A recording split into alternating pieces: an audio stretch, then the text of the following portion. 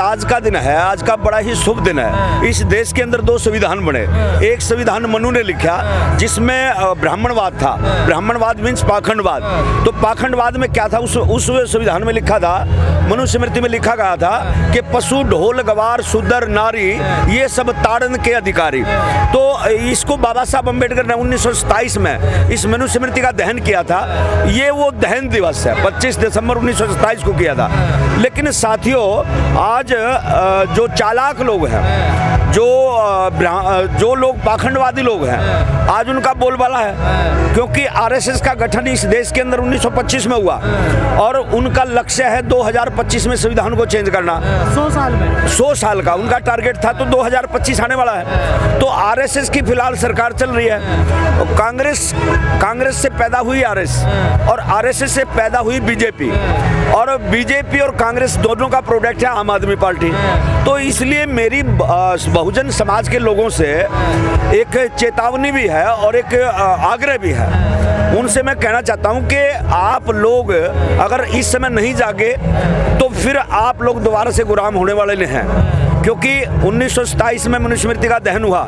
इन लोगों का लक्ष्य है 2025 में संविधान को चेंज करना, और जैसे संविधान चेंज हो जाएगा और आरएसएस के लोगों की इस देश में सरकार होगी, सत्ता होगी, तो फिर 2027 में संविधान जलाने की ये लोग सोच रहे हैं। जला भी दिया। हाँ, जला भी दिया, लेकिन ये सोच रहे कि 2027 में संविधान को पूर्ण रूप से जलाया जाए और इस देश में मनुस्मृति लागू हो।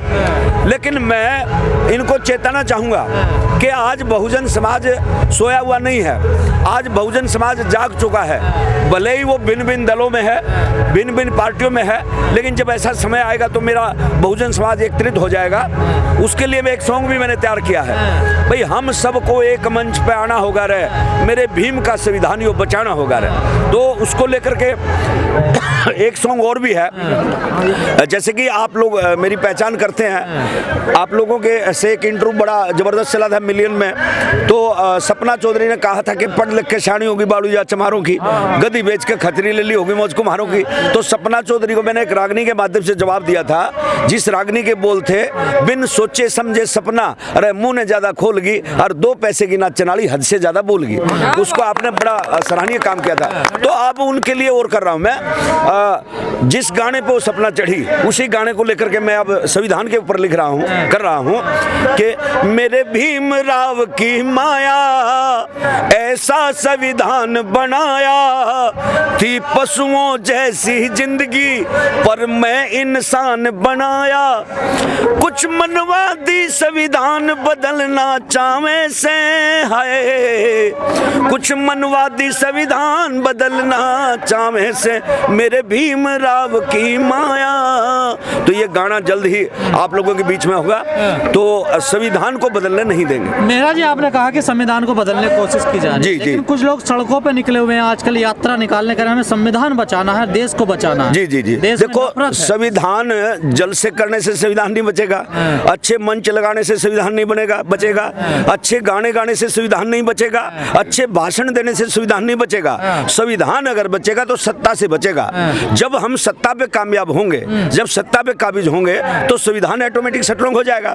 और ये देश हमारा जो भारत देश है, ये अशोक सम्राट का देश है, और अशोक सम्राट का देश दोबारा से बनाने के लिए हमें अपनी सत्ता बनानी पड़ेगी।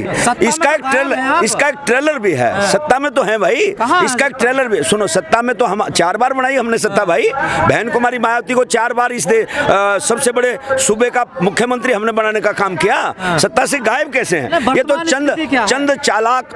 देखो ऐसा है, बहुजन समाज के लोगों को, हम साधन विहीन लोग हैं। हमारे जो लोग हैं मिशनरी कम तैयार होते हैं, चमचे ज्यादा तैयार हो जाते हैं। तो वो वहां पे आकर के हम लोग मार खा जाते हैं। तो हाँ, चमचा साहब काशीराम ने भी लिखा है कि चमचों से सावधान। अब चमचे का काम क्या है? एक तो छोटी चम्मच होती है जिसे खाना खाया जाता है, एक थोड़ी बड़ी चम्मच होती है जिसे खाना डाला जाता है, एक थोड़ा सा बड़ा चमचा होता है जो बार त्योहार में सब्जी बनाई जाती है, हलवा बनाया जाता है, एक बहुत बड़ा चमचा होता है। मानवर साहब काशीराम उदाहरण देते थे, जो साल 2 साल में 5 साल में उस चमचे को निकाला जाता था और उससे पूरी हलवे की घुटाई होती थी, और जब खाना बन के तैयार हो जाता था कहते थे अब चमचे तेरा कोई काम नहीं है, 5 साल तक हम खाएंगे। तो वो हमारे जो चमचे लोग हैं उन चमचों को मैं चेताना चाहूंगा कि ये चमचागिरी करना छोड़ दें और एक मंच पे आकर के एक बार 2024 में माननीय बहन कुमारी मायावती को चांस दें, इस देश का प्रधानमंत्री बनाएं, देश के अंदर बदलाव देखो कितना सुंदर होता है। चंद्रशेखर कह रहा है मुझे मौका दो। देखो चंद्रशेखर अपनी जगह सही लगा पड़ा है, चंद्रशेखर भी अपनी जगह सही है। अरे ये कोई गैर नहीं है, ये अपने ही भाई हैं। अखिलेश यादव भी कह रहे हैं क्या? अखिलेश यादव भी हमारा भाई, जाट भी हमारा है, सर छोटू राम भी हमारा, भगत सिंह भी हमारा है, मानवर कांशीराम साहब, पेरियाल ललई, ये सब लोग, लालू प्रसाद यादव, इन लोगों को अपना इतिहास पता नहीं है। जैसे जैसे इनको अपना इतिहास पता चल जाएगा, इस देश के अंदर जब बहुजन समाज एकत्रित हो जाएगा तो सत्ता अपने आप आ जाएगी भाई। और जो पैदा नहीं हुए उनका भी इन लोगों ने जन्मस्थली तक बता दी, इन लोगों ने उनके मंदिर तक बना दिए, लेकिन हमारे लोग भावनाओं से खिलवाड़ कर नहीं, मैं भावनाओं से खिलवाड़ नहीं कर रहा, जो भावना हाथ हो जाएंगे, मैं भावनाओं से खिलवाड़ नहीं कर रहा, जो सच्चाई में सच्चाई बता रहा हूँ। आप सुनो, अरे चले जाएंगे भाई, क्या दिक्कत है? जब बहुजन समाज मेरे साथ है, जेल की क्या दिक्कत? अब ये लोग शिक्षा की देवी है तो सावित्रीबाई फुले है, सावित्रीबाई फुले ने इस देश के अंदर, मैं धन्यवाद करता हूं और अपने आप को समर्पित करता हूं ज्योतिबा फुले को, कि ज्योतिबा फुले ने इस देश के अंदर महिलाओं को पढ़ने नहीं दिया जाता था, लेकिन ज्योतिबा फुले ने सबसे पहले अपनी घरवाली को पढ़ाया। मंजित जी जैसा माहौल चल रहा है देश में, हमें नहीं लगता बहुजनों की कहीं सत्ता आएगी? भाई आएगी यार, आएगी क्यों नहीं? बाबा साहब अम्बेडकर ने कहा था कि 21वीं सदी हमारी है। तुम निराश क्यों होते हो? अभी तो 21वीं सदी के 22 साल आए भाई, अब 88 साल बाकी है यार, कहाँ सो रहे तुम? 78 साल बाकी हैं, सत्ता हमारी आएगी। खात्मे की बात तो सही है, लेकिन खात्मे को, उस विषमता मूलक संस्कृति को समाप्त करके, उसको पीछे छोड़ के समता मूलक समाज की स्थापना करने का कोई वैकल्पिक खांचा नजर नहीं आता है, कोई वैकल्पिक व्यवस्था नजर नहीं आती। आज जब इस विशाल प्रांगण में हजारों की संख्या में जब यहाँ पर हमारे समाज के साथी इकट्ठा हुए हैं, तो वो जो सवाल है कि हमारे पास क्या विकल्प है, उत्सवों का हमारे पास क्या विकल्प है, उनके जो उत्सव हैं, उनके जो अन्याय, अत्याचार, अपमान पे आधारित उत्सव हैं, उन उत्सवों के विकल्प में हमारे पास क्या व्यवस्था है।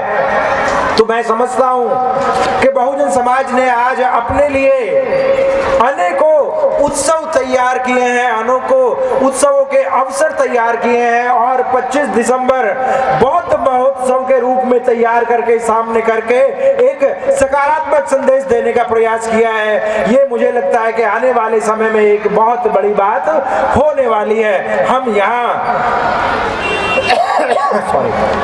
इस संदेश के सहारे आने वाले समय में अपनी संस्कृति की रचना कर सकते हैं, अपने समाज की जीवनचर्या किस प्रकार से होनी चाहिए उसकी एक रूपरेखा तैयार कर सकते हैं, और बता सकते हैं कि बहुजन समाज उस सपने के आगे बढ़ाने के लिए, जिसके लिए हमारे समाज के अनेक नायक नायिकाओं ने अपने पूरे जीवन की आहुति दी, उस सपने को आगे बढ़ाने के लिए अब बहुत तेजी से आगे बढ़ रहा है। साथियों, इतनी बड़ी संख्या में हम सब का यहाँ पे होना ये जाहिर करता है, ये दिखाता है कि निराशा का समय दूर हो गया है। जो निराशा और हताशा है उसका समय दूर हो गया है। हमने अपनी लड़ाई को लड़ना शुरू कर दिया है। बाबा साहब 25 दिसंबर 1927 को जिस लड़ाई का बिगुल फूंकते हैं, जिस संघर्ष की घोषणा करते हैं, मनुस्मृति नामक विषमता मूलक ग्रंथ को सांकेतिक रूप से जला के जिस लड़ाई की वो घोषणा करते हैं, उस लड़ाई में हम बहुत आगे निकल आए हैं। हमें उनके उन सिद्धांतों से, हमें उनके उन ग्रंथों से कोई मतलब नहीं है। हमारे पास अब संविधान है। हमारे पास अब संविधान है। समता मूलक समाज की स्थापना करने का हमारे पास एक बहुत महान दस्तावेज है। उस दस्तावेज के सहारे हम अपनी बातों को आगे बढ़ा सकते हैं। आज गर्व के साथ हम कह सकते हैं कि जिन नायक नायिकाओं ने अपने जीवन की